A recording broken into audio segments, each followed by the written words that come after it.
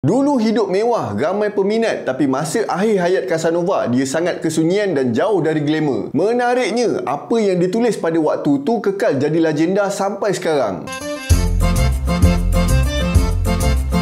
Bila umur dah makin tua, Casanova dah makin hilang populariti. Aura menggoda dia pun dah tak laku. Dia sendiri dah tak diterima dekat pelbagai tempat. Ramai orang anggap dia macam bahan lawak atau sejarah lama yang dah lapuk. Akhirnya, dia terpaksa ambil kerja sebagai pustakawan dekat satu istana terpencil dekat Bohemia atau sekarang ni dikenali sebagai Czech Republic. Jadi, dari Casanova, si lelaki legenda, akhirnya jadi Casanova, si penjaga buku. Masa dia kesunyian nila, dia tulis karya masterpiece dia, Histoire de ma vie, yang bermaksud kisah hidup aku. Dalam buku ni dia cerita semua benda dari A sampai Z, langsung tak ada tapis-tapis. Kisah skandal, cinta, pelarian, rahsia, pengakuan dan macam-macam lagi maklumat. Buku ni bukan sekadar kisah cinta tau. Buku ni dah jadi sumber penting untuk sejarawan faham cara hidup, budaya dan mentaliti orang Eropah masa abad ke-18. Banyak sejarah tersembunyi yang kita tak tahu pasal Eropah ada ditulis dekat dalam buku Casanova ni. Casanova meninggal dunia pada 4 Jun 1798 dalam keadaan yang jauh dari kemewahan yang dia pernah ada. Sejujurnya tak ramai pun yang tahu yang dia dah meninggal, tapi nama dia kekal sampai ke hari ini. Bila sebut Casanova, semua orang akan terbayang seorang lelaki playboy yang bermulut manis. Tapi Casanova yang sebenar bukan sekadar kaki perempuan. Dia juga penulis, pengembara dan seorang manusia yang obses nak hidup luar biasa. Janganlah kita ikut contoh yang tak baik. Cuma kita ambil sumber penulisan dia untuk kita faham pasal tamadun Eropah zaman dulu. Bak kata Casanova, orang yang nak didik diri dia mesti mula dengan membaca. Kemudian keluar oleh mengembara untuk membetulkan apa yang dia baca.